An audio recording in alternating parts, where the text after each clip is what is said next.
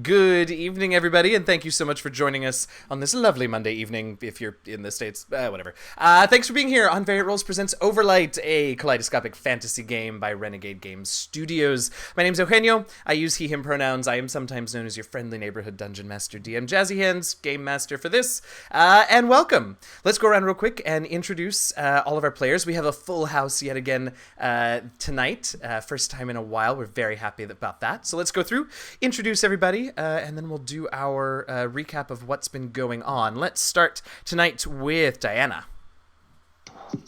Hola, I go by Diana Moon. I use she, her, and I am playing Yaida, an Automel of Vale, who uses she, they, and it's going to be a fun night. Yeah, that's the goal. Alicia. Hey, I'm an G9. My pronouns are she, her. I play Siggy, whose pronouns are also she, her, who is finally happy to be enacting Plan B, which Right. really should have been Plan T, but whatever. And She just wants time. to. I was going to say she just wants to punch somebody. Punch people. It's all she wants. Really does. I understand. Victoria, I'm so happy you're back. Yeah, hello. Sorry. No, don't apologize. Yeah, I'm Victoria, and I am she, her. You can find me on Twitter at @MeBeMerlot. Great. And you are playing Nodi, right? Our. Right, yeah, that whole thing. That's all right. I am playing Nodi, also she, her, and they are a Benyari. Yes. And last but most certainly not least, Nat.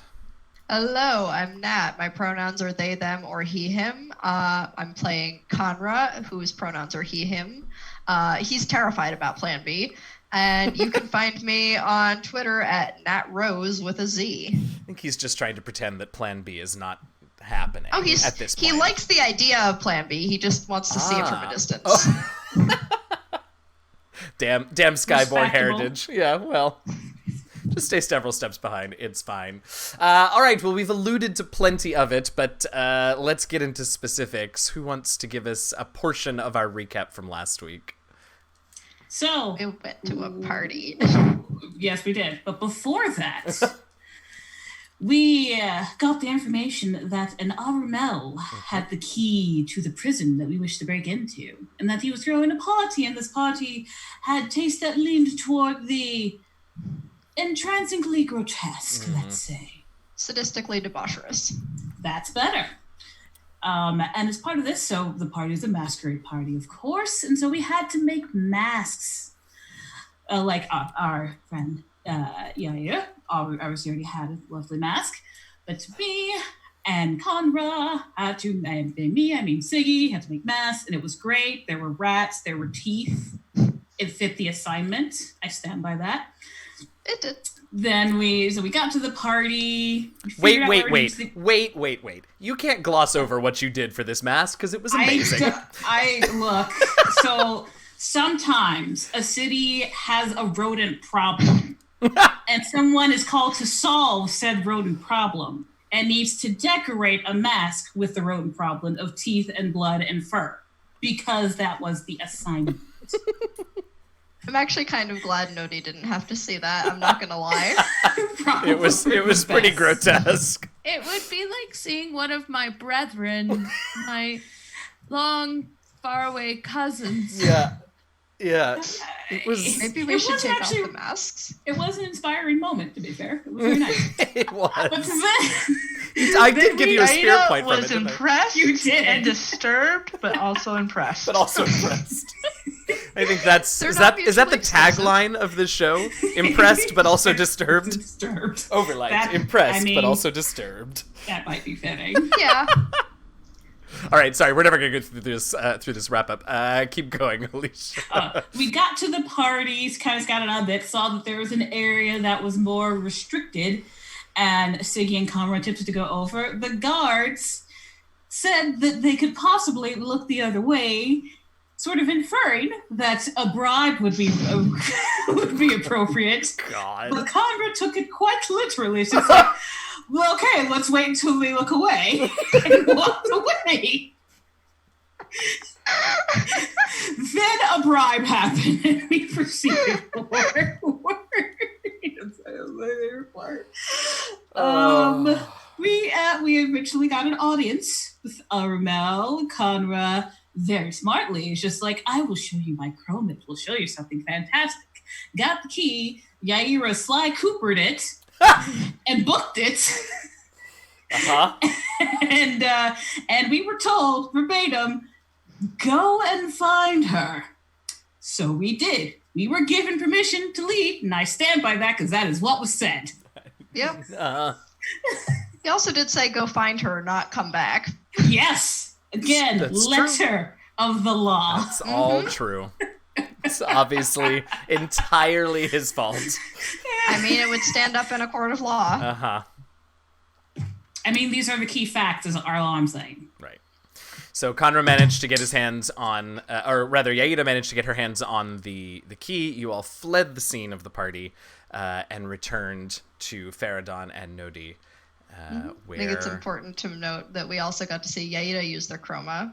Oh, that's right. Oh, yes, that's right. Oh, yeah, that was super cool. Yaida, do you want to tell us what you did? So, running out, I decided to disguise my mask because I have the chroma to do that.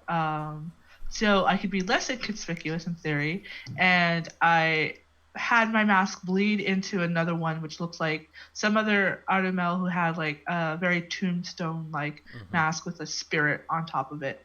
Nice and cool and creepy. And managed to even trick a couple of people in thinking like, oh yeah, I'm just over here, not over there. That's not where I was. I'm over here. And was able to escape without detection. Especially since my captain was in that at that party. Yes, also you saw the captain and first mate of your ship at that party. Yes. And a real creepy lady with a creepy plate mask. Oh yeah, yeah. Did you all ever get her name? We did not get her name. Okay, that's unfortunate because I don't remember what it. Oh yes, I do. I do know what it is. Okay. Like that's what I saw with the chroma thing that I did was that she was just as fucked up behind the mask as she was with it on. Right. Yeah, you all saw several interesting figures at the party. Siggy spotted another Pyroi who looked super out of place at the party. Yaida saw her captain and her first mate. There was the woman with the gold tray as the mask. All kinds of interesting characters. But you all managed to get out with the key that you required back to the little amphitheater in the marketplace where Nodi and Faradon looks have been waiting. And he was glad and suitably impressed that you all had managed to get back. He started to ask you all what had happened and decided better to not know. Just the fact that you had it was enough for him. Plausible deniability. Exactly. And so he was sort of able to tell you all exactly where the hidden entrance to the sort of the staircase and the underground tunnels that will lead you to the underside of the Shard of Hark and to the hanging prison. And he also was able to provide you all with a fairly old and not in great condition, but good enough to be able to read still, a map of the layout of the prison. It is a veritable labyrinth of, well, it's hard to tell on the map exactly what the surroundings look like, but there appear to be lots of hallways or walkways that are sort of all over the place, crisscrossing each other. On the map, it's pretty obvious that there is a central sort of hub to the prison, and there are some guard posts, sort of 4 guard posts on the circumference of that hub in the center, and then the cells just sort of radiate out from there with crisscrossing pathways and twists and turns galore. But assuming that the map is still relevant, it's quite old, but it also seems unlikely that anyone would have bothered to update the layout of this place, considering it's where people go to be forgotten. It's pretty. No, go ahead. No, just the last thing to say is that it's also pretty clear where the sort of new inmates are kept for processing before they're taken to trial, sentenced to their permanent places, whatever that is. I feel like it would be a difficult infrastructure to update given it hangs off the bottom anyway. I think you're probably right. Kind of hard to remodel. I imagine getting the contractors to build it in the first place was hard enough. Yeah, they might not have asked. Yeah, well, that's fair. and probably continues to be true of the employees down there, but that's for later in the evening.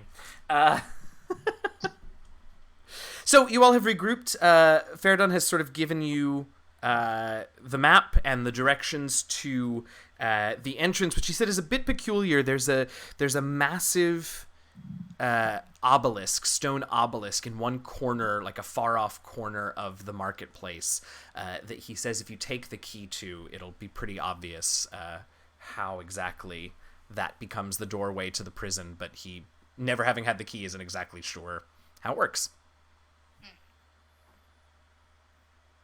I would probably know where that is. Oh, for sure, yeah. And he, at the very least, he could guide you in the general direction, and then you could take it from there. But he sort of says, I appreciate everything that you've done so far. We're sort of in the last act, as it were, of this little mission. If there's anything else that you need from me, I'm not sure what I can provide, but happy to try. And otherwise, I look forward to seeing how you clinch this final chapter of this grand quest. Do you happen to have a change of clothes? I'm a little bit more inconspicuous than I'd like.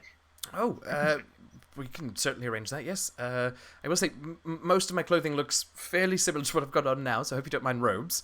But yes, I'm sure we can manage. I appreciate it, thank you. Yeah, he's got a couple of spares in his pack, so he'll pull out. They're definitely not inconspicuous.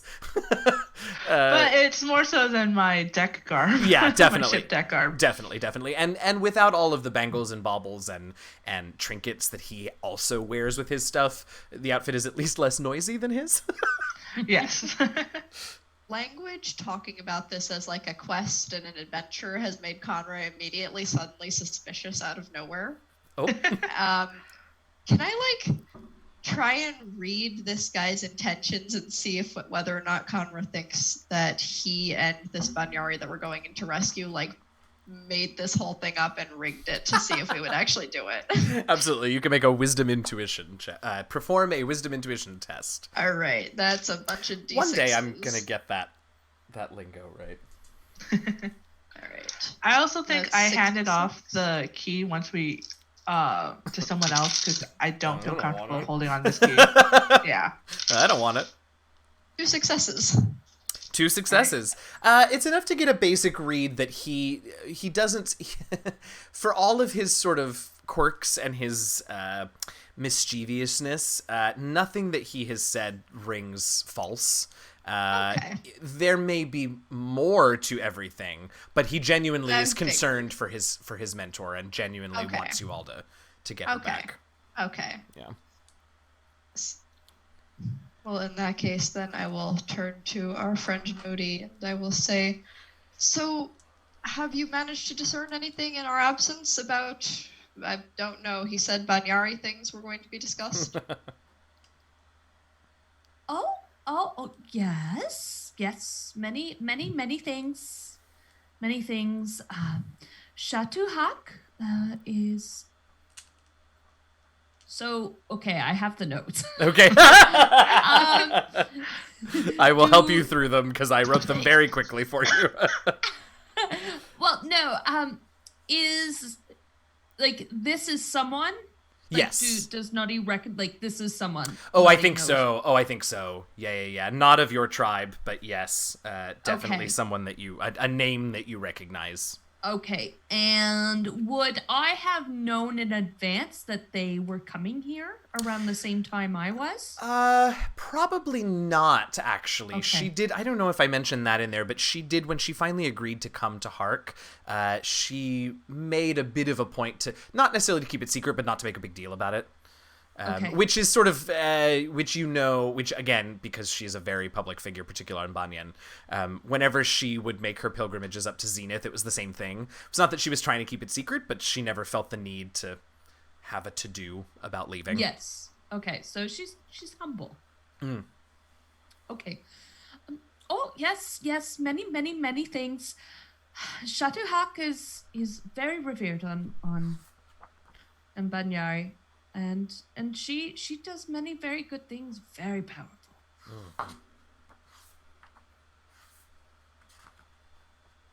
So, okay, so So she is important. Yes, important. She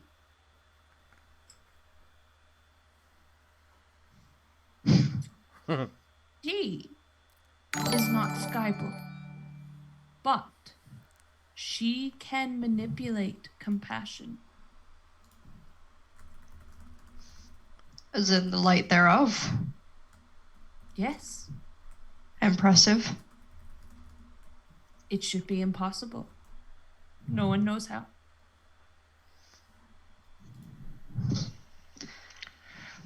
They say it's impossible to manipulate masks, but people are able to. Yes, but you are Skyborn. That is true. Yeah. So she is important, so we need to rescue her. It would be good. She should not be imprisoned. didn't- Benyari would hurt. I was under the impression that the whole circumstances of this arrest are just rather unjust. Yes. Let's For go someone find of this. compassion. Yes, that especially. People with compassion don't do well confined. No, and not one who should be in the great forest. So, we'll follow this map then. All right. First, we should get into the prison. Then we'll follow the map of the prison. Well, that's what the key for it is for, is it not? Yes. Yes. So Faradun will guide you all through the marketplace. Again, you see, all there is to see in the marketplace. All different peoples and all different wares, sights and smells, as we've already established. You eventually get to this somewhat, it's not deserted, but definitely a less frequented part of the great market, of the great bazaar. And you can see, even from a ways off, this obelisk is truly massive, enormously wide and even taller. And on each of the four sides of the obelisk looks like is carved or placed or something, some sort of door. And the doors appear, at least from a small distance, appear to be iron. But as you get a little closer, you see that, at least at a first glance, none of them appear to actually be functional. They look more decorative than anything. Well, I suppose we should examine these and see which one has an actual keyhole. And I will do that. All right. Let's see. I'll take a logic perception from you, as I imagine that's lovely. better for Conra. As you sort of examine these, while you're doing that, you notice as you get closer that each of the doors is patterned with these concentric rings. That as you sort of begin to inspect them, you sort of have to do double and triple takes. It almost looks like they are pulsing with their own sort of inner light on all four doors. Yeah, it's a bit strange. How'd that test go? Two successes, and I rolled a 4 on my spirit dice. So I'm going to add that to my spirit pool. Yes, add 1 to your spirit pool. This is a mystery that you are loving investigating. Oh, yes.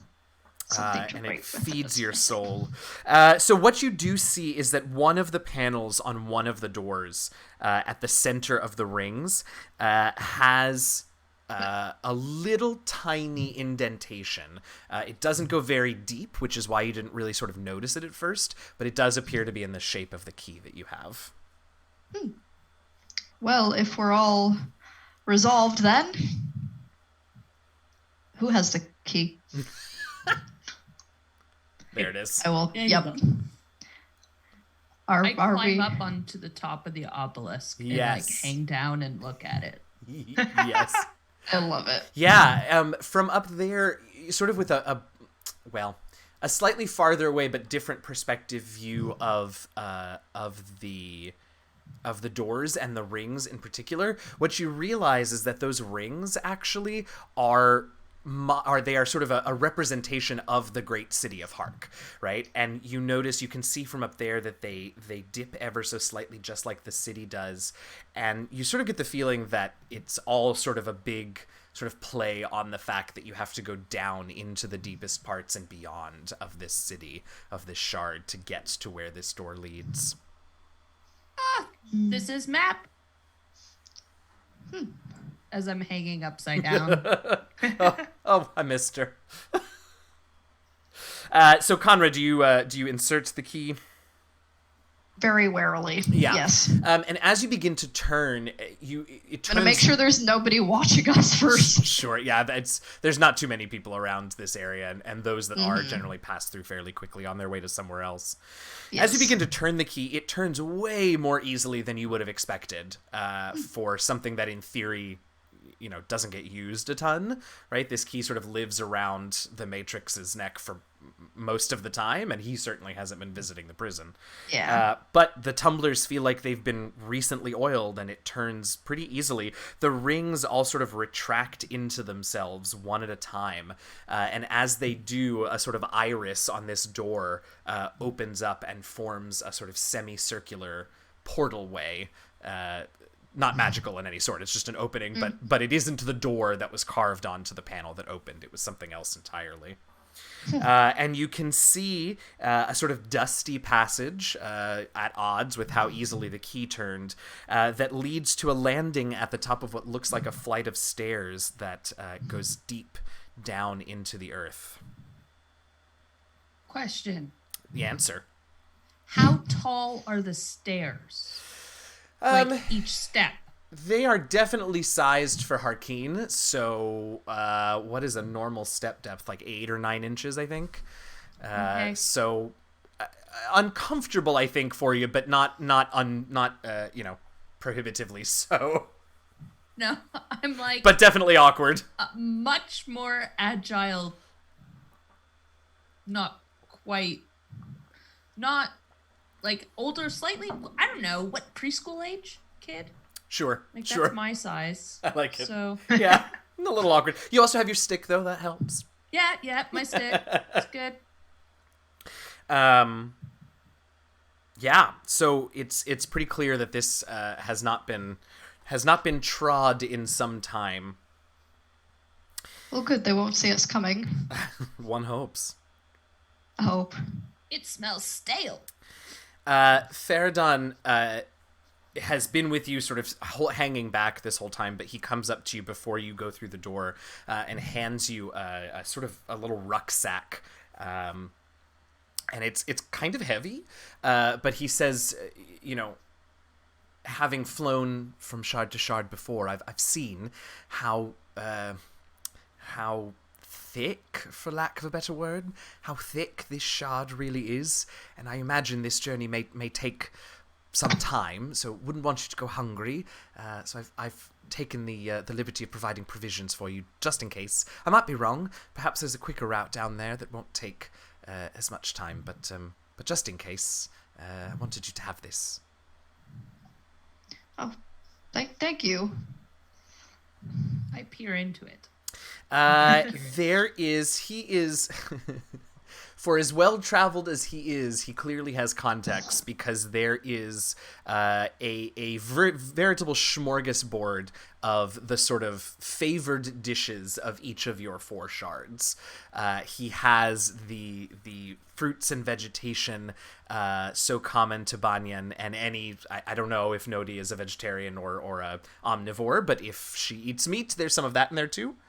Opportunistic. I think right, absolutely. For Siggy, there is some shovel tusk meat, cooked up, and smoked and salted so that it's sort of a jerky that'll stay. For Yaida, there are fine, sort of sliced meats and cheeses, and for Conrad, gosh, I don't know. Hark is such a cosmopolitan place that I don't know what the. What is the Harkeen the pickiest food? eater. Yeah, what is the Harkeen? I mean, what is Conrad like? Street meat. Street. All right, so there is some the wrapped first thing up I thought street of was meat. like awful street meat. I love it. Yeah, so that's what do I see in New York City all the time? Yeah. It's So that's what he's left in the bag. Halal trucks. So that's what he's left in the bag. Light. We need light. Down here knows Overlight. Yes. We Uh-huh. should get light. It does appear to be quite dark once you get out of view of the entrance to the obelisk. I have a lantern. I actually do have a reading lantern. Oh, great. That'll That's do. true. That's right. That'll So do. I will Light. fail for a while to light it and then eventually get it lit. Absolutely. Absolutely. All right. So you all begin your trek down these stairs. And you start off the journey with whatever sort of excitement or trepidation or whatever it is that you're feeling about this. But as the hours go by, it all sort of just becomes about taking the next step down and down. And eventually, I imagine you all break for a meal, thinking that the end must be coming before too long. But the better part of this entire day passes, and there is no end in sight to these stairs.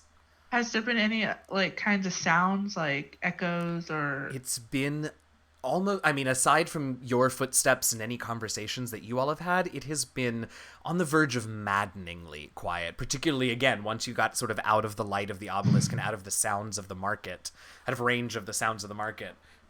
It got real quiet. Except for the sound of my bamboo wind chimes. Exactly and right. of my walking stick. And thank goodness for them, because woof, silence is difficult for sometimes for this long. You can and for tell some of when you. Noddy's getting tired because the wind chimes aren't as like constant. It's a bit slower. Oh, sad wind chimes. Oh.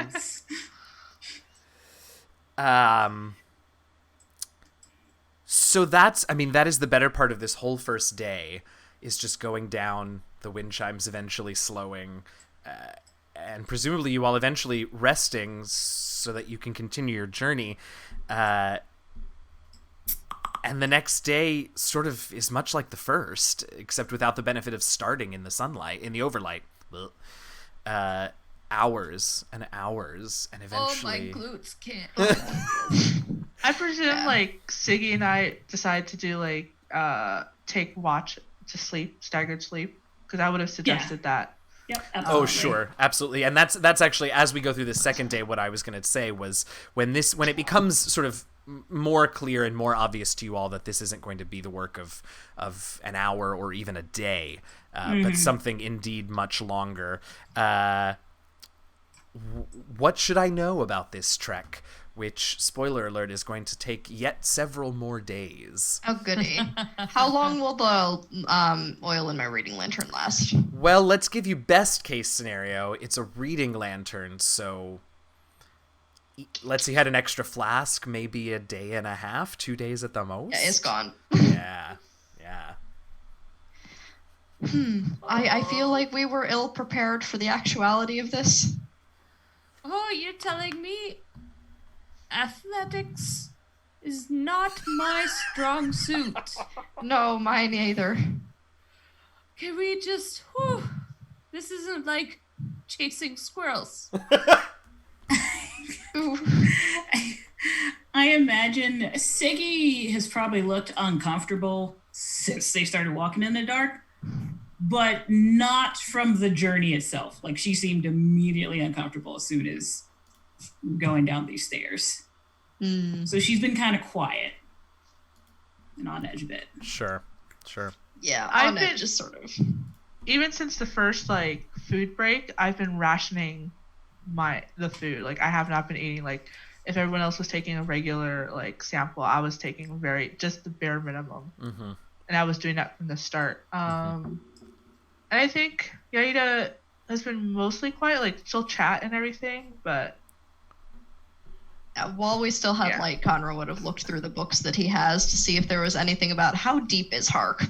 Because I remember reading in the book something about they've hollowed it out pretty far. Yeah. You And all this were not. feels weird to him. Yeah, you definitely weren't at the deepest part of the city, though the market is pretty close down there. Yeah. But you weren't at the deepest part. But even so, seems that there is plenty of.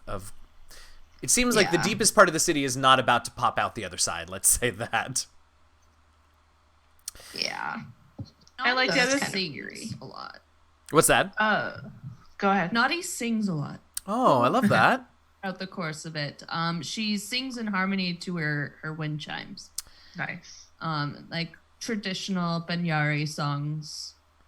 I love that. That's somewhat rousing, I think, for you all, particularly in those moments where it just after the light has gone out, towards the end of each day when you're really tired, you haven't really been able to see anything for hours.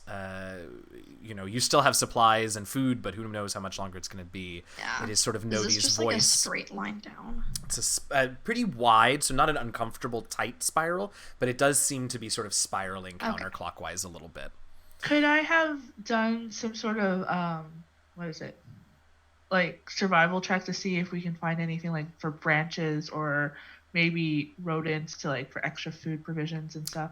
Absolutely. Because I would have been looking for more light, because obviously that reading lamp wasn't gonna last. Yeah, absolutely. Why don't we call that? Let's see. How's your will versus your vigor, Yaida? They're both D8s. Okay, so just for argument's sake, I'm going to call it a will survival, since you're sort of trying to find the things rather than relying on sort of your internal health and constitution to do this. All right. But yes, it will have the same effect for you. 3d6, 3d8, and 1d4.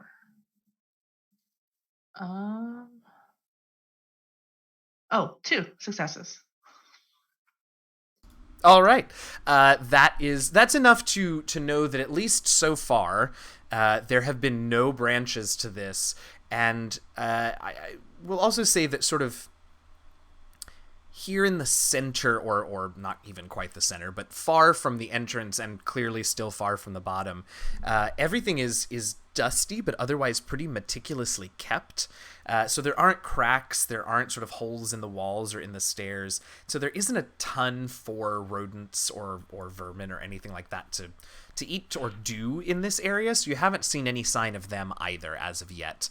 But there's still something that's keeping air inside, because there has to be an airway. Yes, and the air seems to be, as you sort of pay attention to things, the air seems to be coming up from the bottom. You notice as you really sort of think about it, there is a slight upward breeze, a slight breeze in your face as you're walking down these stairs. But where the sort of ventilation holes, the exhaust holes, the whatever it is, right, for this shaft are, so far you haven't noticed anything. Okay.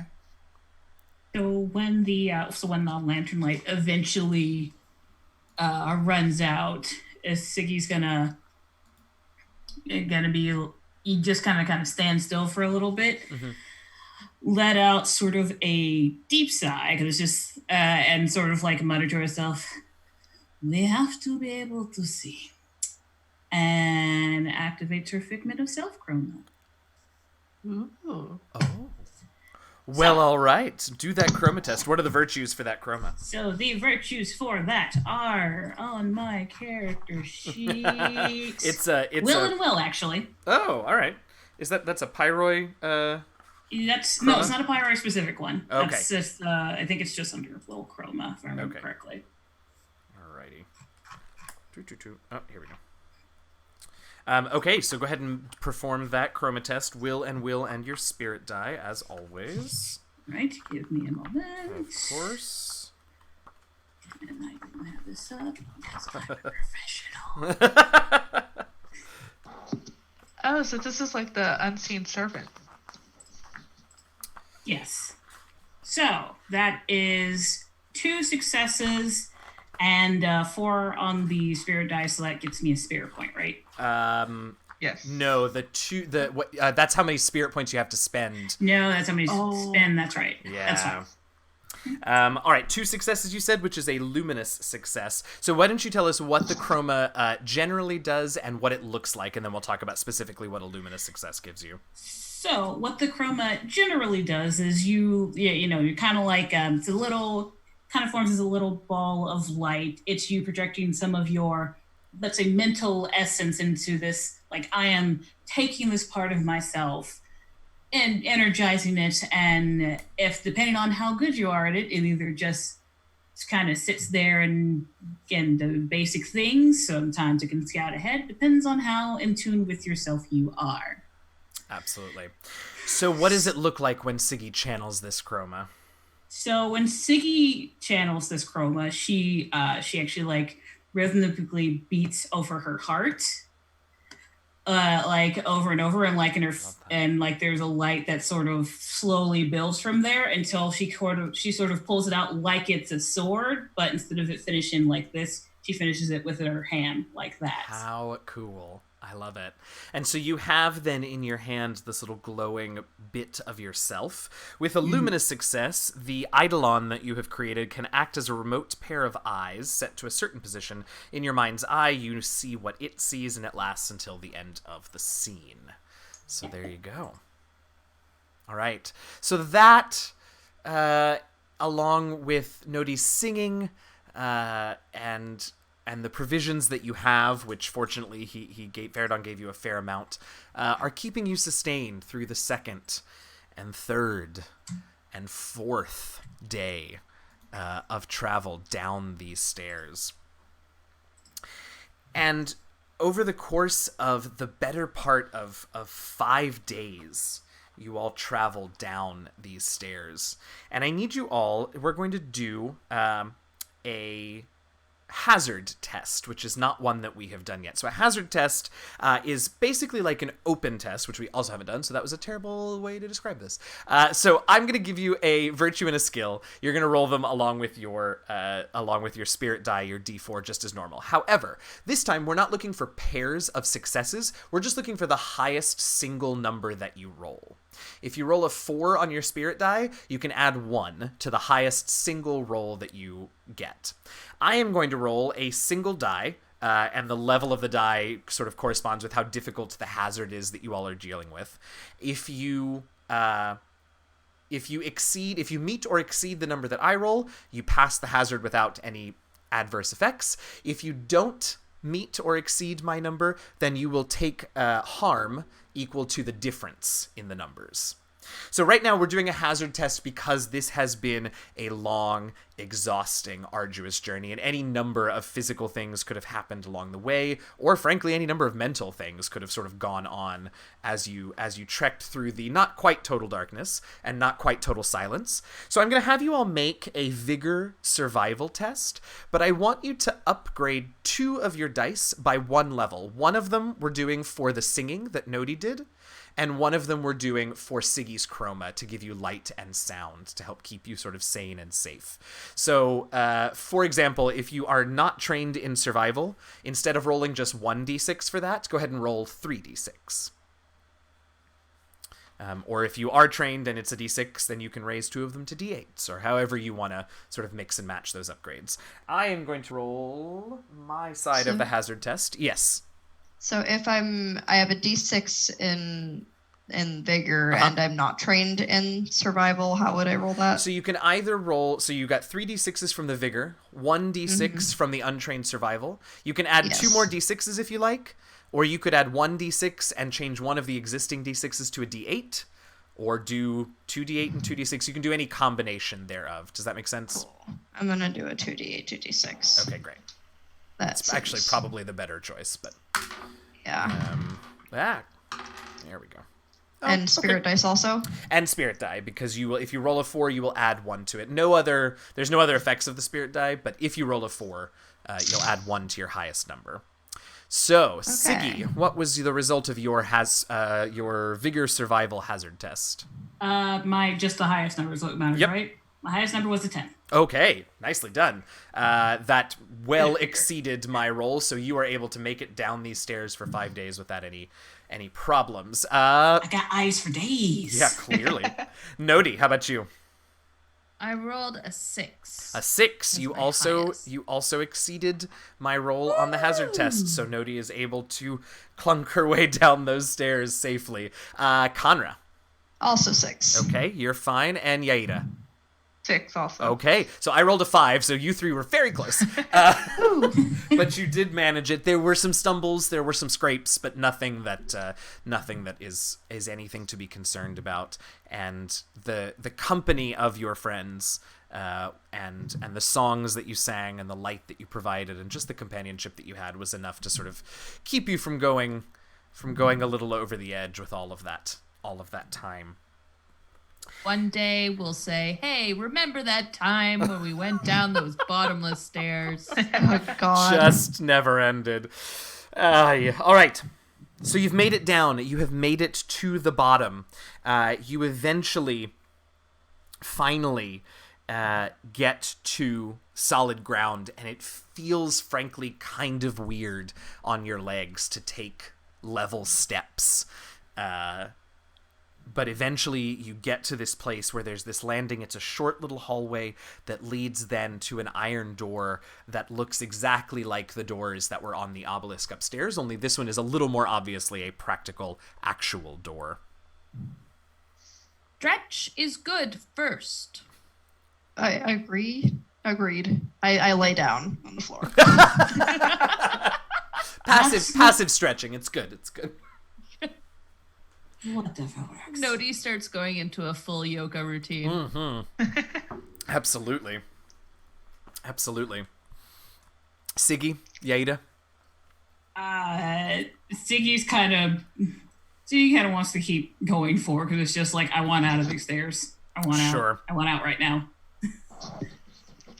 Yeah, Yadia's kind of feeling the same. So, but she's like using the gate as like a way to stretch a little bit. Like, we gotta wait for these two no matter what. So, Might as well. We definitely do. Siggy's tapping her foot. She's not Yeah. being No. I'll get up. I imagine Nodi will do what she needs to do, and then Yeah. she will be ready. Oh, I love her so much. All right, so a bit of a stretch, a bit of a lie down, and the door. Who opens the door out of curiosity? Do we need the key for it again? Doesn't look like it. There's no obvious keyhole, and it just sort of doesn't appear that it's needed down here. Siggy would, because she is anxious to not be in these stairs anymore. Definitely. So you open the door, and that shouldn't be happening. There we go. So you open the door, and you are immediately sort of, well, I don't know that you're shoved backwards, Siggy, but you certainly feel a strong blast of wind, and you immediately hear what sounds like, compared to your footfalls and even the singing and the conversation that you've had, just the volume of this sound is intense. And you feel this wind, you hear metal chains and metal clanging against other metal bits. You feel this freezing cold wind that shoves into you as soon as you open this door. And when you sort of get your ground back and you're able to sort of look through the door, it's a strange sight. The layout is as confusing as the map suggested, but what you see is thousands, maybe tens of thousands of tiny hanging cells just scattered all over what is clearly the underside of the shard that you've spent the last several days on. Connecting all of these cages and cells are a nightmare of chain suspension bridges and precariously perched wooden planks, swinging ropes, all manner of walkways, none of them the most sturdy looking, if you're being honest, and all of them sort of very obviously, as you saw on the map, focused toward a central hub where there are some small guard rooms, but that hub is quite a distance away from where you've come in here. The other thing that you notice is that it's not dark exactly down here, which initially doesn't make any sense because obviously the overlight doesn't reach the underside of the shard, but what you eventually realize is that everything is lit from below as the overlight bounces off the clouds of veil down below, a veil. Bounces off the clouds of veil, the shard below, and reflects up onto the underside of Hark. So everything is sort of lit from beneath in a sort of eerie flashlight under the chim campfire ghost story type glow. Yarita, like, she kind of like wrings her wrists a little bit, like staring in like horror, and mutters, "I never thought when I looked up at the sky I was looking at more chains." Wow. That's good. I like that. I mean, it's terrible, but that's real good. Yeah. Yeah. And she's kind of transfixed a bit at like the cages and everything. Yeah. I imagine Siggy sort of stunned for a moment too, because she's kind of torn between like, okay, yes, finally open this. This is just a lot more than I'm used to. Sure. She's still happier to be here than in the stairs, though, honestly. Sure. She's sort of adjusting to that right now. Sure. Let me... Give me 1 second. Aha. There it is. All right. Yeah. As you stand there a little longer, you start to hear... doesn't look like there's anybody in any of the cells that are particularly close to where you all have opened the door, but you begin to hear what sound like voices, and they're hard to pick out at first, but you sort of... As you begin to hear them a little more clearly, you almost wish that you hadn't, because much of the voices that you hear are screaming in terror or begging for mercy or any number of horrible things, which the longer you sort of see, even for just a few minutes, what this place is like, to imagine being incarcerated here is beyond the pale. I've read about this place, but it's just generally horrid. Let's find this person and be out of here as fast as we can. One moment, please. Let's go on the other side of the door for just a moment. Let me just think. It's All right. okay. Okay. And so she goes there because she's thinking that's kind of a safe spot. And she sits down cross-legged, lays her walking staff across her knees, and she sits up right, back straight, and she closes her eyes. And she begins to meditate. And in this meditation, she is going to be using her chroma of revelation. Yeah. Starting off strong with 2 in a row. I love it. Okay, chroma of revelation. Which are the virtues for that one? Wisdom and wisdom. Okay, we're really going for this single virtue chroma this week. All right, I love it. So, so go ahead and roll 6 of your wisdom dice and a spirit die to determine your cost. While I look for I this. have 6d10? We were just talking about how we use the dice that we never use. Mm-hmm. Here we go. I have 4. I'll have to re-roll 2. Okay, sounds like a plan. Okay. So far, what am I looking for? You're looking for Pairs? 6s or better. Well, I have 3 6s and Nice. an 8 so far. Oh, Well then. well then. All right, roll 2 more. Ooh. Another 6 and a 7. Oh, y'all, that is our Okay, first. Lucksack. Whoa. Okay. Victoria, we have had nothing but absolutely shit rolls for 3 weeks, so welcome back. Thanks. That's amazing. Okay, exciting. that is a brilliant success. What did you get on your spirit die? 1. Oh my god. So it only cost you 1 spirit point.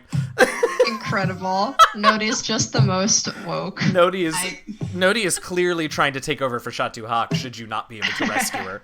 That's why she was spent this entire time meditating and everything while we went and did the grunt work, Yeah, I call right? hacks. That's I exactly call right. hacks on your real dice. I demand RNG be involved. Okay. All right, so what does this chroma look like when Nodi channels it? Okay, so when Nodi channels it, you see her. She's sitting there very calmly, and just like around, like I guess her chakra points, you begin to see some light, a bit of an aura, and it's green initially around her because compassion, because she is Banyari.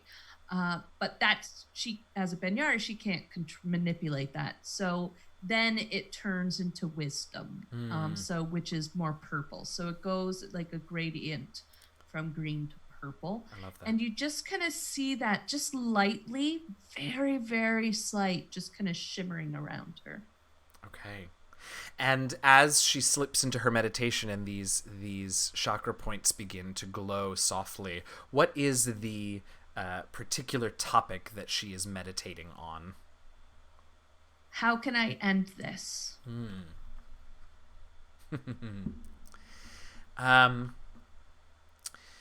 So with a brilliant success, since we've been trying to also do some of the mechanics things, I will read to you the incredibly general thing that I'm now supposed to do. It says, brilliant success. The GM supplies a detailed hint that is extremely helpful. This may relate to the nature of an important plot point or be a precise answer to some other in-game question. GM note, be careful not to spoil large-scale hidden plot lines. The player should blah, blah, blah. So I think I love that question. I love how can I end this? So I think what Nodi sees is you see a sort of side view of the shards, of all 7 shards stacked up upon one another. And you can see it starts with a little glowing point of green that glows underneath Hark. And then from there, you see... I want to make sure I do this right. And from there, you see a glowing red light appear on Zenith, sort of on one of the mountain peaks of Zenith, where the Hamanu and the Harkeen monks live. And one by one after that, you see the other colors of the Overlight, 1 per shard, begin to glow. The green of compassion glowing down, all the way down on Pyre, that's the name of the shard. The blue of logic shining up on Nova. The orange of vigor shining on Banyan, and so forth. And they light up one by one, and they are in very specific locations. And you feel that there is something to the order of them as well, although that's less clear. And once you've seen each of those 7 colors, the green light underneath Hark begins to grow brighter. And you feel like you're sort of flying. You don't feel as if you have a corporeal form, but you begin to sort of zoom in, as it were, onto this point underneath Hark.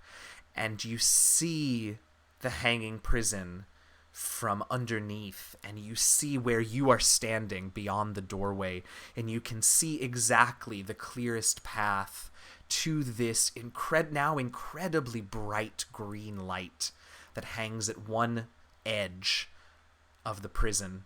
And as your vision takes you along these pathways, you see people you can see individuals, obviously guards of this prison, wearing these enormous, oversized boots that seem to be made of iron or some sort of heavy metal, and you watch as they shuffle and plod along these walkways, tormenting prisoners, checking locks, generally making sweeps of the area, and you sort of instinctually get a sense for their patrol patterns and where they're each going to be. There aren't a ton of them. There are plenty, but not so much that the area is thick with them. So you get a sense of their patrol patterns, where they'll be, and more importantly, where they won't be, and when. And you see at the center, you get a sense of darkness at the center. There is someone or something at the center there that sort of embodies the darkness and the maleficence of this place, at the center of the guard platform, at the center of the hub. And just before the meditation ends, you see a glimpse of your three companions and Faradon, and that glowing green light, all soaring through the sky between the shards, on the back of an enormous... Oh, you actually would know exactly what it is. On the back of an enormous sky ray, which are creatures of Banyan that are used to sort of... Mistray, I'm sorry, not Skyray, Mistray, that are used often as flying mounts. And you all look a little different. You look a little older. You look a little wiser. You look a little changed, more experienced, as you just briefly see the five of you and that green light soar through the sky among the shards. And then your meditation and your vision ends.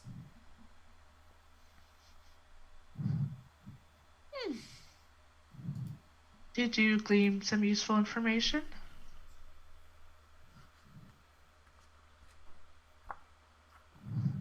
You're muted.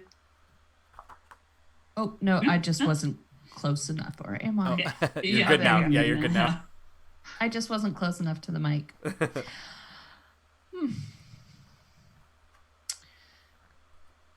Yes.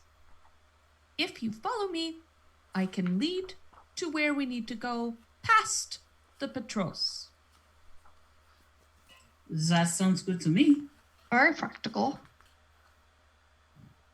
And there is something dark. I mean, this is dark. But there is something dark in the center. I don't like it. I peek out the door. Can I see to the center from here, or is it too convoluted and chainy? You can see to the center. I don't know that you can see in the guard rooms down there, but you can definitely see where it is. All right.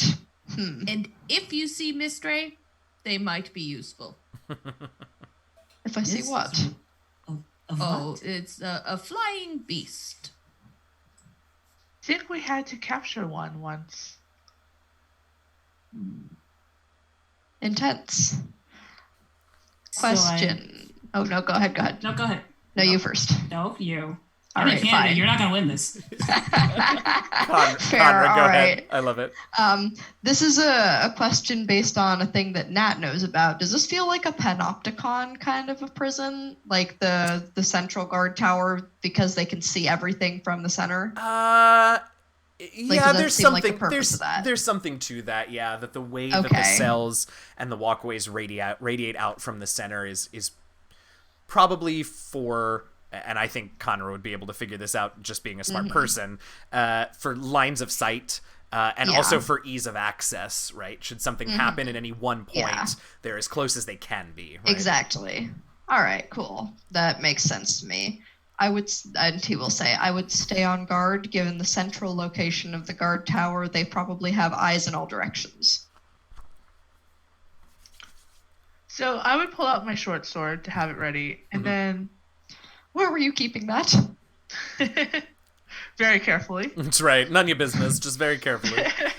in between the ropes, you know. But I also have the cargo hook, and depending on which direction Nodi will go, I'm gonna wrap the cargo hook chain around one of the chain like railings and hook to myself, because this is what we do in airships to ensure we don't fall.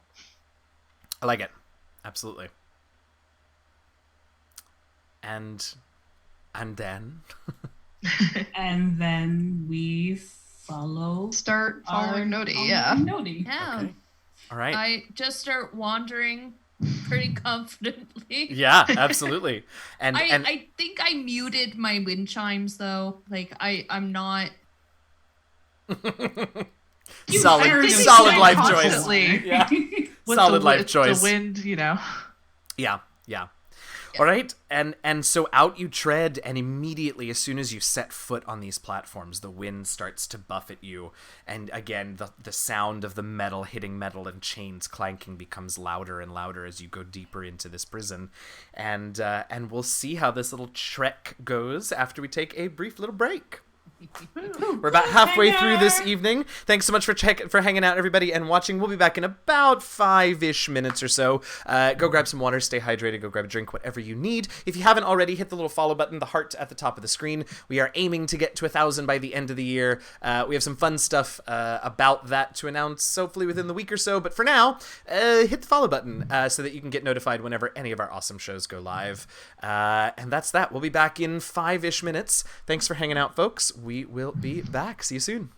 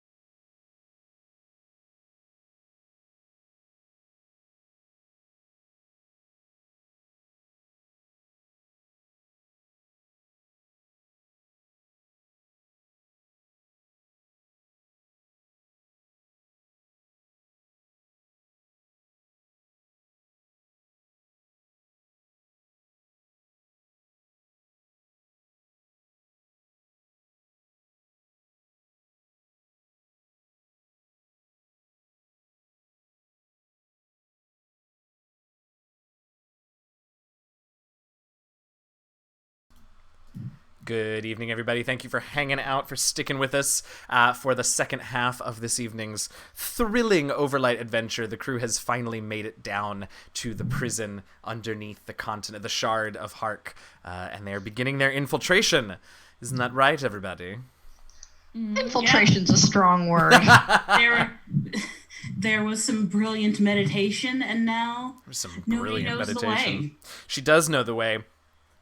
She knows the way, and so as you all start heading through, you realize pretty quickly that it's so loud down here that you all don't have to worry too much about like keeping your footsteps quiet. Any unusual noises, like it's probably good that Nodi muted her staff, because that's not exactly that noise would stick out. But you don't really have to worry about trying to walk quietly, because especially over the guards' iron boots that just make a lot of noise with every plodding step, you all are pretty safe. The other thing that you notice is that, Nodi said she got some useful information, but the way that she is leading you is definitely not the most direct route to where you think the new prisoners are kept, but you haven't gotten within 50 yards of a guard at any point, and you're a solid halfway, if not 2/3 of the way there. Have we passed some prisoners? You so for the first good bit, no, not really. There are so many cells down here that most of them are empty. But now that you've gotten to about the halfway mark, you're starting to see more of them. You're a little closer to the center, so a little bit easier access from the hub.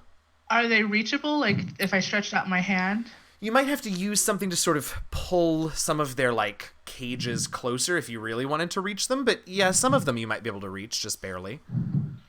What kind of locks are they? It doesn't look like there's any sort of standard to them. Some of them are enormous, sort of heavy iron padlocks on simple, like, bar cages. Some of them are a little more complex with locks built into the cage itself and the iron bars itself, and sort of everything in between. Okay. Because I was going to try to see if I can unlock one with my short sword, like reaching out. Oh, you could certainly try. Yeah. Why don't we call that, I believe that's meant to be a logic machinery test. Oof, okay, I don't have machinery. If you've got another skill that you'd like to sell me on, I'm willing to take it. The craft of locks. Oh. I'd buy that from you. Yeah. I did have to work with a craftsman. That's one of the reasons why I learned a specific chroma. Yeah. Yes. It's Yada trying to unlock one that has a person in it. Yes. These are mostly actual criminals. It doesn't matter. This is not the type of prison anyone should be in. But, okay, so logic and craft. But do we want a murderer down here? Why don't you describe for me a little bit about the person who's in the cage that you're opening, Yaida? I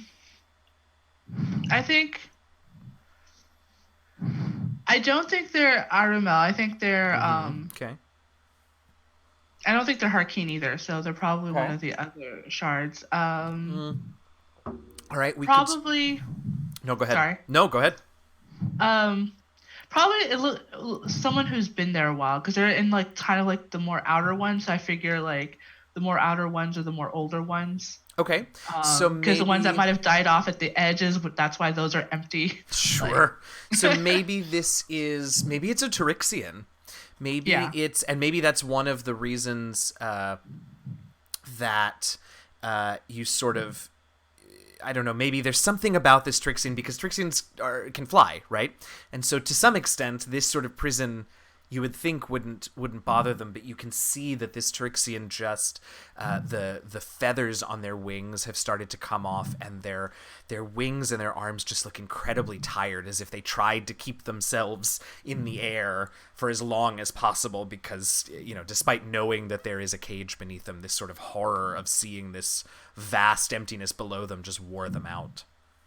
Yeah, and like, you justified like the few that we probably passed. It's like, yeah, they're criminals. They probably should be here, but it takes only so much before the idea was like, no, I can't I can't let this by. And yeah, seeing someone who's supposed to be a bird, who's supposed to be able to fly and take flight, and since Yaida's now experienced the joy of being in an airship and flying, it was too much. It was like, so that's Totally. like, and I selected roll. Only one success. Okay, not a 4 on the spirit die? No. So you A can one. spirit flare if you would like, if you feel that this is something that Yaida would really sort of go for. She would. So Okay. yeah. Okay, so you all watch as Yaida sort of really has sort of a tough time. The short sword it's not a large weapon, but it's a bit of a blunt instrument to try and pick a lock with. But she is determined, and you just see as they focus and will not give up. And eventually you watch them take a deep breath and just sort of one more time put the sword in and twist it in just such a way, and you hear over the roaring winds down here, you hear a sort of thunk and a click as the padlock opens up and sort of releases the door on this cage. And the Chirixian inside has been sort of watching and goes sort of stiff and tense as you manage to get the padlock undone, and you can see their eyes sort of looking all over the place, but so far they haven't moved or reacted beyond that. So I'll use my sword to like kind of edge the door a little bit open. And I think I slip into like the language equivalent of veil Okay. for a second, like, because I'm so transfixed by doing this. Sure. But then I remind myself, and then I go in like the common. It's like, you're free. Do not waste this chance. And the Trixian just sort of stares at you and begins to sort of make their way out or towards the door, and they sort of poke their head out, and they experimentally sort of flap their wings a few times and sort of see how things are going, and then all of a sudden, really quickly, they just burst out of the door and fly off towards the edge of the prison and the edge of the underside of the shard. And only then, that's when I finally put the sword away for now. And I look a lot more relaxed than I did before. Sure. And I look at everybody else like, almost kind of challenging, like, are you gonna say anything? Like, Siggy's looking for people to punch. She's not paying attention. valid. Conrad just sort of mutters to himself, it's on you if that person goes out and does whatever they got put in here for again. But you do what you have to. Someone full of compassion was put in here. What other supposed crimes are the others here for? The worst usually is what they're supposed to be in here for. That's what they tell you. That's what they tell you, yes. I don't believe a word of anything anybody tells me. I go out and learn it myself. Well, then you could ask. And she Oh, looks at someone close by and is like, so, what are you here for? What are you in for? Oh. And so let's see, the next nearest prisoner is what folk are they? What shard are they from? I think they're like a Harkeen. Yeah, definitely. Yeah. A Harkeen, and they look fairly rough and tumble. And this person sort of doesn't realize that you're speaking to them at first. And when they do, they sort of do me. Why not? And they say, well, the short version is that I had to feed my family. The long version is that to do so, I might have broken into a noble's house and murdered the family and stolen their food. Oh, the murder part wasn't on the original plan. Did you not like them? Well, no, they had enough food to feed an army, and my family was starving in the streets not 15 minutes away. Didn't seem right. Eat the rich, yes. Well, I didn't think about eating them afterwards. That would have... Anyway. That would have saved you the evidence. I was about to say, Jesus. Oh, God, this got out of hand. What is wrong with you? When you are very, very smart, sometimes your brain decides to forget that it has a heart attached to it. This is why I punch people. You're probably the smartest person here in that respect. Does not keep going. The person in the Harkeen person in this cell goes, could you, she just, with the sword, you think you could, Nori puts her hand on the other side. Oh, this is going to be good. Uh-huh. I would actually go through the pouch if we have any rations left, and if my rations, I would hand that to them. Okay. Yeah, I mean, they'll take it, and they'll be grateful, and then sort of look expectantly at you. Unfortunately, we have a mission. But you just the That was part of the mission, sir. well Also, you don't fly. That's fair. Wow! I actually can't really argue with you there. If it's in the cards when we escape, I will try.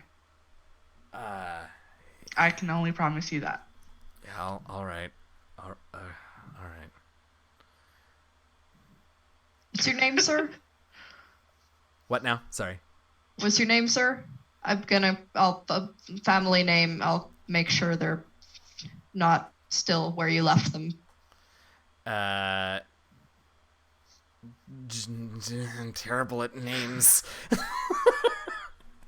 You of all people in this cast, you, Nat, know how bad I am at names. Sorry. It's okay. That was the worst laugh. I'm so sorry. Their family name is Algier. Yeah.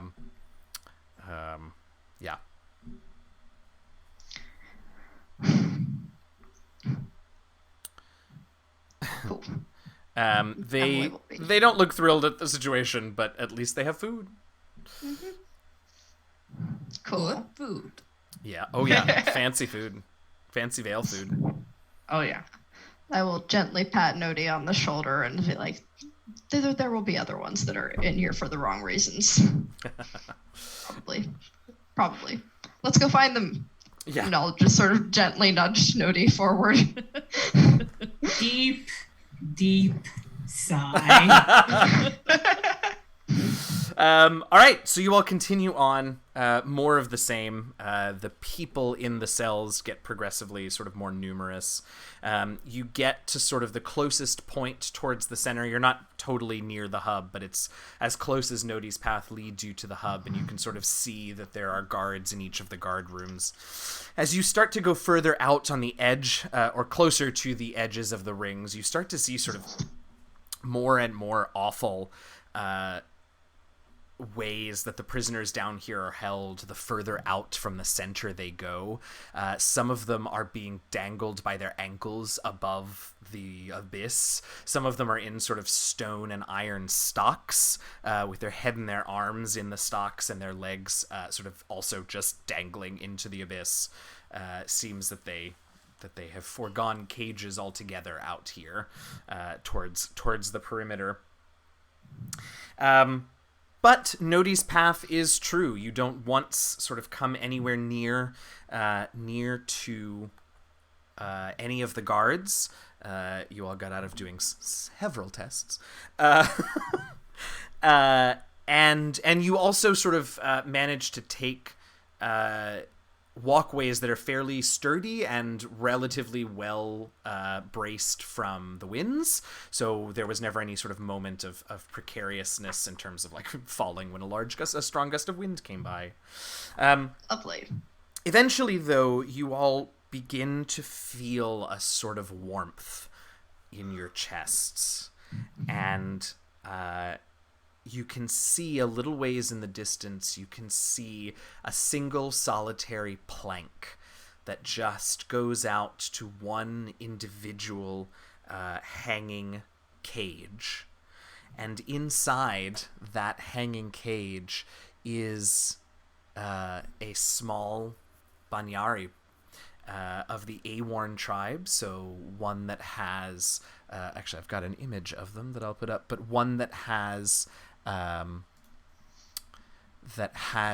roots and what are they called? Root lice, sort of crawling all over it, symbiotic with the creature, and as soon as each of you catches sight of her, you feel this incredible wave of what, as Skyborn, you all can identify as compassion, but just this warmth and this openness radiating from her, even at this distance. Starts to cry. Yeah. Seeing her strung up like that. Is it like in the picture? It is. So she's held in that cage by looks like a collar and then a couple of manacles on her arms. Yeah, so if anyone were to be paying attention, there would be tears coming down Nodi's eyes, particularly affected by the compassion still radiating from this person, even while they're strung up like this. Nodi is really affected by it.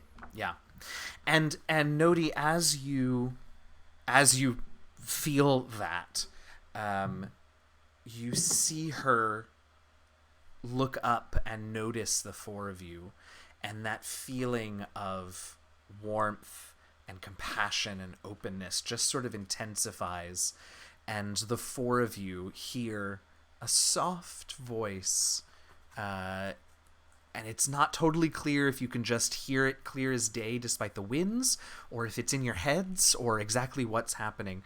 But you hear a soft voice say, "Oh, please, you've done so well, and I'm all right.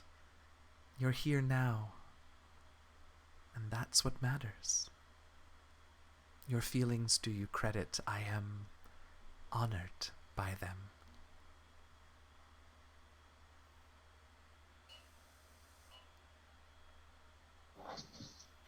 I want to do a perception to see if there's any guards nearby. Yes, go right ahead. Go ahead and do a perform a wisdom perception test. I'm gonna approach and start examining the cage for how to bust it open Absolutely. without putting this person in danger Absolutely. of falling. Only one, but I'm going to spend another spirit pool. Okay, Get excellent. it too. So, before I give you that, Nodi and Siggy, anything that I should know about in terms of your plan of attack at the moment? Siggy is not approaching the cage. She's basically like looking out the other way for like people to kind of like you're like looking for people coming. Totally. Like she's listening to what's being said, but that's what she's looking for currently. Right.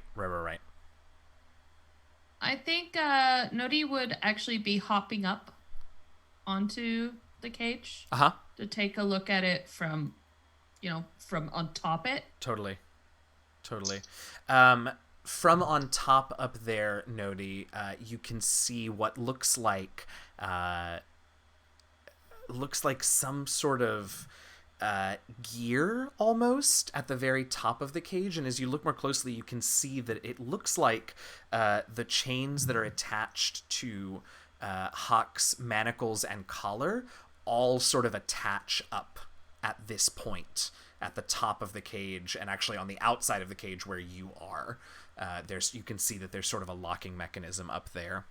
Yaida, as you and Siggy, as Nodi and Conra go over to the cage, and you two turn to sort of keep an eye out, you're both sort of scanning, and Yaida, you almost miss them because they sort of have been doing a pretty good job of staying behind some of the swaying cages and fixtures. But you do notice that there are 3 individuals pretty close to your location heading your way. 2 of them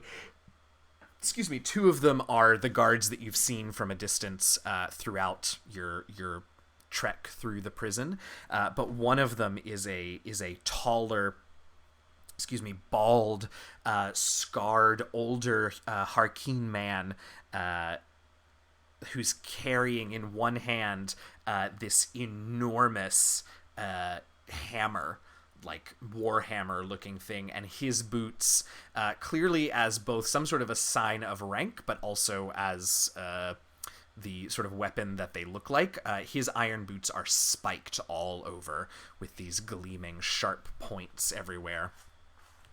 And they do appear to be headed your way. I immediately tell Siggy this, and I'm like, I think we have to go on to plan B now.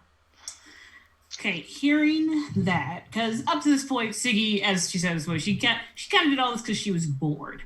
But I, honest, like seeing Shatuak in person and feeling the compassion, I think now she's actually truly invested in the rescue of this person, I'd say. And so she, in her mind, she is taking it on as an official mission to rescue this person and reunite them with the guy whose name I forgot. Because I have a terrible memory. I can't make them up and you can't remember them. We're a great team. With that in mind, she is going to activate the chroma of Defiant Missive. This is her personal mission now that she is committed to. Okay, so they are fairly close, and as Yaida sort of points them out, you turn to look in their direction as well, and you can see that it isn't happenstance that they have happened to wander close to where you all are. They're clearly heading for you. So what I'm going to have you all do now is we are going to begin a bit of combat here. The first thing that we do, much like in D&D, we're going to roll for initiative. However, it's sides initiative, so one of you will be rolling initiative for y'all's side, and then I will roll for the guard side. It's gonna be I will either take wisdom perception or vigor athletics for this initiative test, and I think it either needs to be Siggy or Yaida that do it. So I'd say Siggy would do it, but can I actually do my Defiant Missive Chroma first? Because that does actually affect this roll. Oh, then yes, absolutely. Yeah. All right, so let's do a will vigor test first. All right. Is this a Pyroi or a... This is a Pyroi Chroma. Okay, great. Yeah, I can also read out the description if you like. Go ahead and perform the test first, and I will get there in the meantime. Okay, so that is...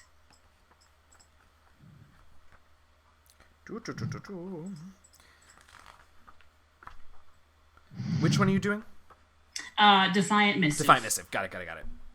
So that is 3 successes and a 1 on the spirit die. Okay, so a nice cheap one with a luminous success. Why don't you tell us what this looks like as you activate this chroma? So I imagine with this chroma activated, Siggy's eyes flare pretty brilliantly and sort of similar color to the Eidolon when she summoned it. And it seems like she's not physically bigger, but like more, her presence is more felt in the room. Like she's projecting this aura of defiance. It's like this, like nothing will attract my mission. So you can't really see it, but you feel like there's sort of like defiant waves, like this defiant aura coming off of her. And again, her eyes are just shining brilliantly. I love it. And with this luminous success, I want to check one thing before I tell you what the luminous success does. Okay, so you can, in fact, Spirit Flare on a chroma test. So if you would like to bump this to a radiant success, you can spend an additional spirit point to do so.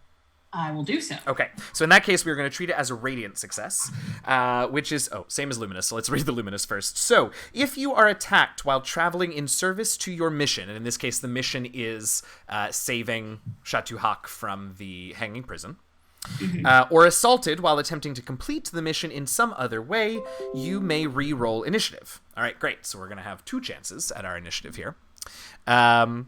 Also, as a radiant success, whoever tasked you with the mission is immediately aware when you are attacked. And we are assuming, I believe, that it was Faradon Lux that tasked you. Yeah, Faradon Lux. Great, yeah, fantastic. Okay, so he will be suddenly aware that he has, that you have been attacked in service to the quest that he asked you to go on. All right, so I'm looking for either a Vigor Athletics or a Wisdom Perception test. Open test. Bigger athletics, absolutely. Suki's doing it. Okay. All right, so Here we go. that is 4 successes on a 4 and a 4 on the spirit die. So we're doing initiative tests are no, open that's right. tests. So I want the 8. highest number, 8. Oh, Sorry, Lord. the highest number is 8. My bad. All right, that's okay. Wood figured the successes don't matter, and I roll really. Of course, of Dang it. course. That's the mood. All right, let's see. I crit my perception and there's nothing to see. Since the spirit die was a 4, that means I get to make it a 9, correct? That is correct, and it's a good thing because I also rolled an 8, but I did not roll a 4 on my spirit die. So your side will go first. You don't need to roll initiative, re-roll initiative rather. So you all can go in any order that you want, but all 4 of you will take a turn before they have a chance to take their turn, and they're a little ways off on the platforms. They're actually on 2 sort of nearby platforms that are coming toward in your general direction. But remember that where Conra and Nodi are, the only way to get to the actual cage itself is that one single platform, that one single plank rather. So they're at least at a bottleneck. The 2 of you, Yaida and Siggy, though, are still on the other side of that plank. I'd probably go to Siggy. I take it you'll take the big tough one. Yes? That sounds good to me. All right. I pull out my sword, and I want to go basically towards the 2 guards that we've been kind of seeing, and just straight up attack them to be a distraction. And if they're on another plank, I'll climb. Like, being a deckhand, this should be Oh, absolutely. Not at all. No problem at all. Yeah. And that is it is how they're split up. You know, the 2 regular guards were sort of called from elsewhere, so they're coming from one side, and the big guard lieutenant, whatever he is coming from the other side. So you're going to head for those first 2. Yeah, and just silently hoping that Conra and Nodi are able to do what they can do while we read distraction. Absolutely. All right, so you head over, you sort of leap up, grab onto one of the platforms where they are, pull yourself up, run over, sword brandished, and you will please perform a Vigor Blades test for your short sword. That is D8s all around. It is D8s all around. And in this case, what we're looking for is any successes, so any 6s or better, count as a point of damage inflicted upon your enemies. Whoops, that's not the button I wanted to hit. Okay, no successes, but I did get a 4 on the spirit. Okay, so in combat, when you get a 4 on the spirit die, rather than adding a point to your spirit pool as normal, you get to add a point... where is my... The fury pool. Yes, you get to add a point to your fury pool, which is a sort of... it is like your spirit pool, but it's entirely... it entirely comes from the adrenaline and the excitement and the fear of combat. And you're able to use points from your fury pool as you would from your spirit pool during combat. Okay.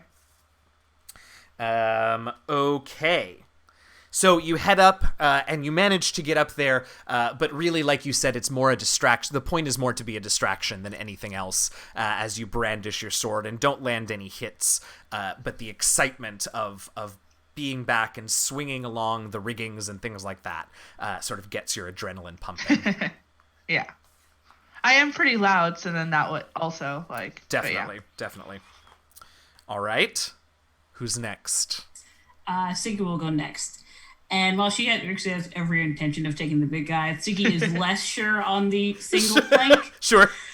So she's actually, since she has the time, she's actually gonna like sort of, because with her being a tundra runner and like running into like Shelta sometimes, like she has ranged weapons. It's Sure, like sure. you don't want to get in a sword match with Sheltas. So I imagine she had like a crossbow Yeah, on her absolutely. back. So she like pulls that out and she's going to do the aim maneuver to make sure that she can hit her target dead on. Okay. Which costs. This one doesn't cost but any. I have to, but I have to do a resolve test. Yes, correct. So Siggy pulls out the crossbow, sort of gets down to brace it on one knee and bracing it, and really just finding that right aim, sort of testing the winds. So go ahead and do your blah blah blah blah blah resolve test. So what is that? Will resolve. What was that? Okay, I can do that. And this will, assuming you succeed, the result on your spirit die will be the number of fury points that you can add to your pool for the next round. So that is 4 successes and 3 fury points. All right. So you absolutely succeeded, and you now have 3 fury points, which you can use next round to do your accurate fire shot, which we'll talk about then. So Siggy is lining up her shot. Nodi and Conra, you two are over by the cage. I'm gonna see if I can get up there where Nodi is to try and undo this lock. Okay. So you want to climb up there right now. Why don't you go ahead and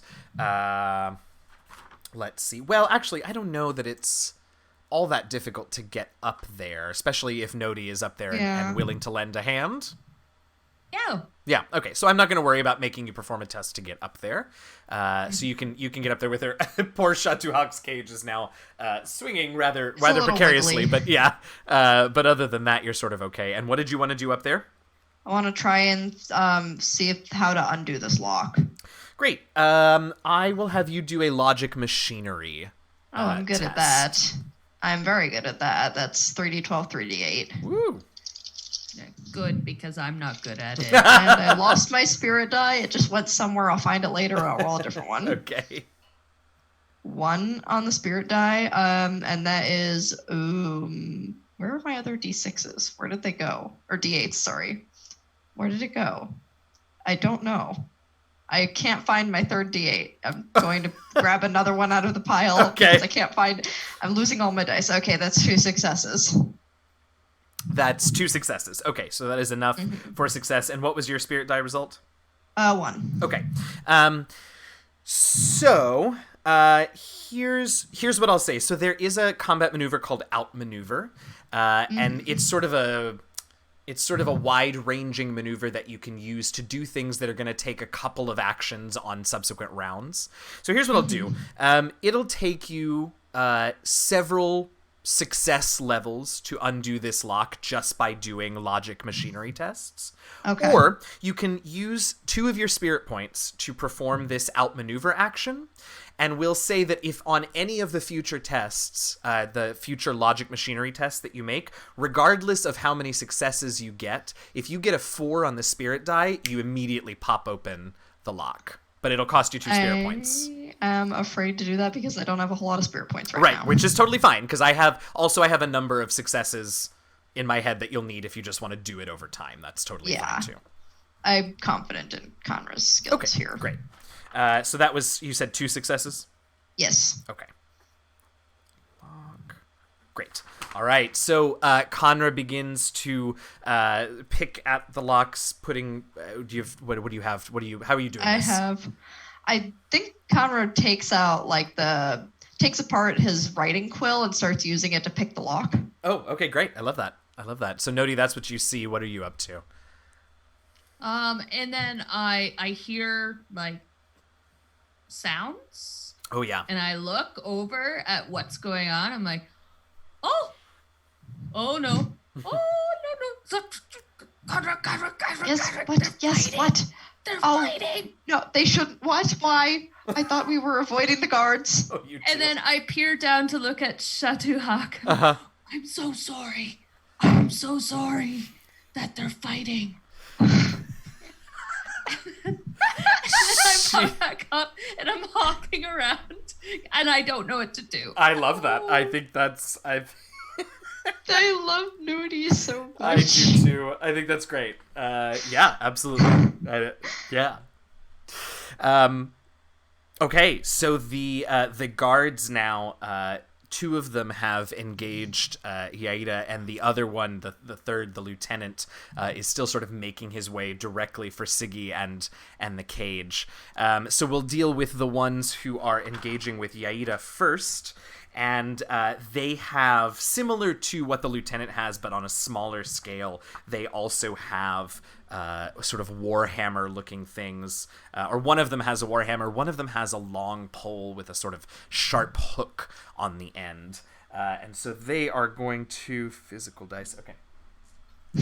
They are going to start... One of them is going to swing his hammer at you, Yaida, and that is... And just sort of the... He's a few steps away from you, and in the excitement of being able to, like, actually engage a foe that isn't chained up, forgets that he's wearing very heavy iron boots, and so sort of swings, but is too far away from you, and just sort of misses. The other one leaps up onto sort of the side of this platform, so he's got a little bit of height and distance from you, and tries to... oh, there we go. Tries to get... his pole in your direction, and I have one success on that, so you take one wound, one damage, one hurt. I don't remember what they call it in this game. So you mark that on the top of your health track going down. He also rolled a 4 on his spirit die, which means that as an enemy, he is going to activate what's called a surge. And his surge, when he rolls a 4 on the spirit die, is called Rattle the Cages. And so I need you, Yaida, to perform an athletics or a brawl test. Because what he's done is he has leapt up onto the side of this platform and caused it to start swinging. Well, I don't have dice in either, so... Oh dear. All right. Well, it's going to be an open test against his physical. So all you need to do is roll higher than... Oh, I didn't roll that good. Roll higher than a 5. Nope, I got a 4. Oof, okay. With a 1d6, yeah. Okay. least you're so... By a margin of 4 more, they will fall. Okay. You're clipped in, at least. Yes, Yeah, absolutely. And that is in fact what saves you. So you sort of stumble and begin to fall over, but you're able to grab onto to what you have clipped in for you there, so you don't go falling off. But in order to regain your footing, because the platform does continue to swing, next round you'll need to take the full defense maneuver in order to regain your footing. All right, that's the two of them over there. This warden sees you aiming for him, Siggy, and just smiles and picks up his pace a little bit, but he can't move too quickly because he's got these great big heavy spiked iron boots on, and so he gets just outside of striking range, a perfect range for you to launch a crossbow bolt at him, and we will see how that crossbow bolt goes next week. Oh no! What? How dare you? No, I had a plan and cliffhanger. everything. Same. Well, keep Write it down now. I was going to say, so that write we it don't down now. forget. Take a moment while I do the outro stuff so that we don't forget, because we will wrap up this combat and hopefully save Shatu Hawk next week. Hey, thanks everybody for hanging out and watching. Thank the four of you for playing. This was exciting and fun, and I love how much agency you all clearly feel that you have and take when we're describing things, and just I don't know, I've really enjoyed role-playing with you all and telling this story with you all. It's been a lot of fun, and I super appreciate you being willing to just dive in and take the reins. Cool. Everybody that's been watching, thank you so much for joining us tonight. This was Overlight by Renegade Game Studios. This was our fourth session. We've got 2 more sessions after this to conclude our little mini arc for this time around.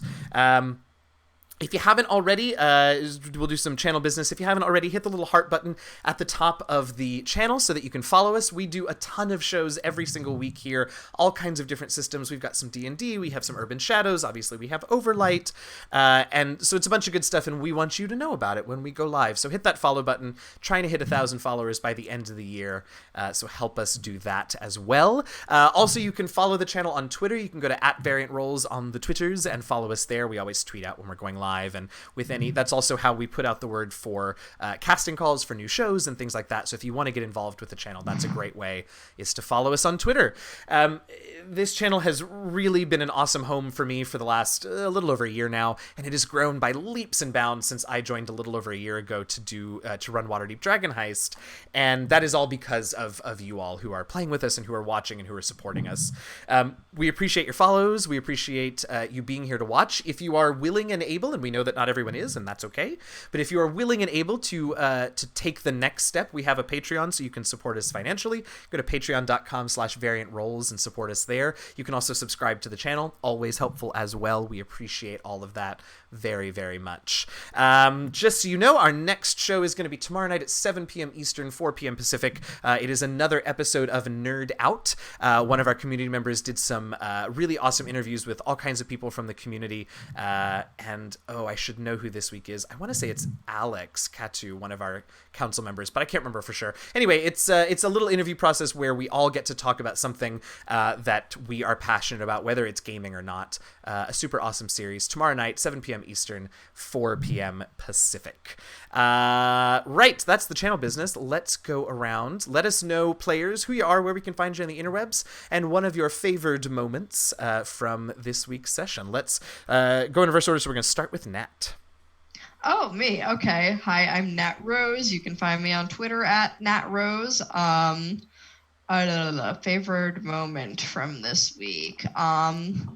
I liked getting to see more of everybody's chroma. I like seeing what kind of things everybody chose, because it really helps like develop who that character is as a person and what they would have like naturally gravitated towards in terms of like developing their own powers. And it's super cool to get to see everybody's. And sometimes they're very unexpected, and I like it. Yeah, absolutely. Absolutely.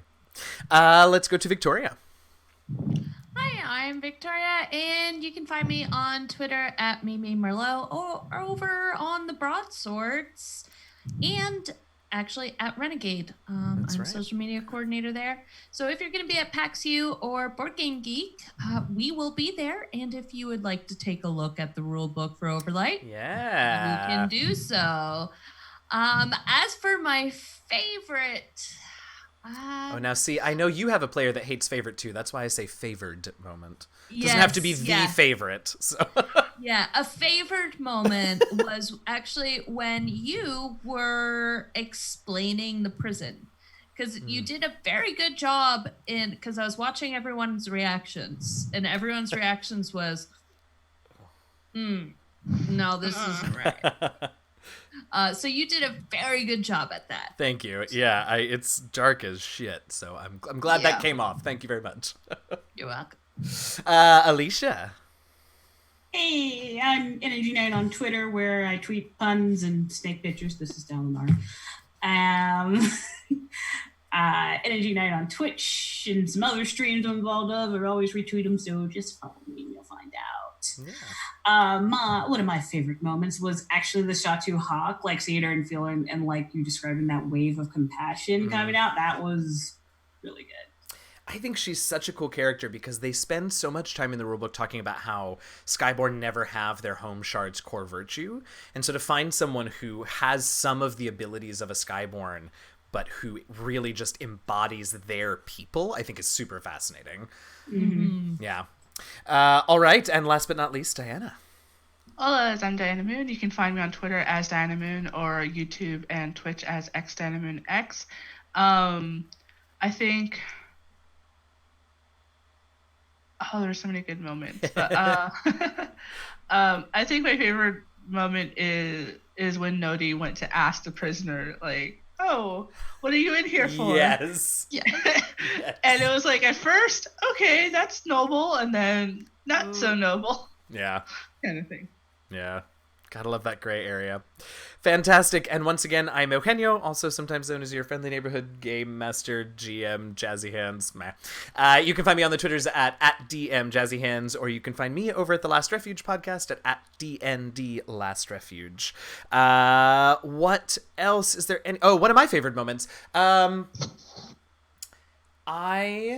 What did I really enjoy? Oh, I know what I really enjoyed, and I said it in the moment, but I'll say it again. I really enjoyed, because we've hinted a lot at some of Yaida's backstory, but I think, and if we don't talk about it directly by the time we finish our session 6, we'll talk about it then. But I thought that moment when you saw the hanging prison and had that thought of, and the way you said it was beautiful, that you never thought that when you were looking at the sky, you were looking at more chains. Everything that we will eventually come to know about Yaida makes that a really sort of very poignant and really nicely done moment. So thank you for that. Awesome. That has been our session. Thank you for hanging out. We'll be back here, same time, same place, next Monday, 9 p.m. Eastern, 6 p.m. Pacific. The Grim Femmes will hopefully be back next week, starting at 6 p.m. Eastern, 3 p.m. Pacific, so you can check them out right before us. Awesome show. Run by Emma Hansen. And yeah, I should mention I will also be at PAX Unplugged in a few weeks. So if you run by the Renegade booth and check out the Overlight book and then want to chat about it with me, I guess you can chat about me too, but that's weird. If you want to chat about it with me, you can drop me a line on Twitter. I'll be around all weekend. I've got a couple panels and am happy to meet and see all of you.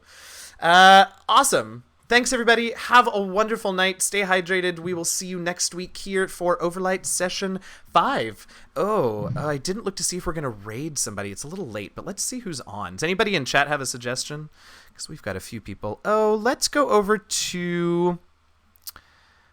we can go to Role Players. They're playing some D&D over there, and I always love to send Tia some love. So let's go over there. It looks like Josh is running tonight. So we'll head over there. If you want to join us, we will happily take you along. Otherwise, we will see you here next Monday for Overlight Session 5. Thank you so much, and we will see you next week. Happy gaming, y'all.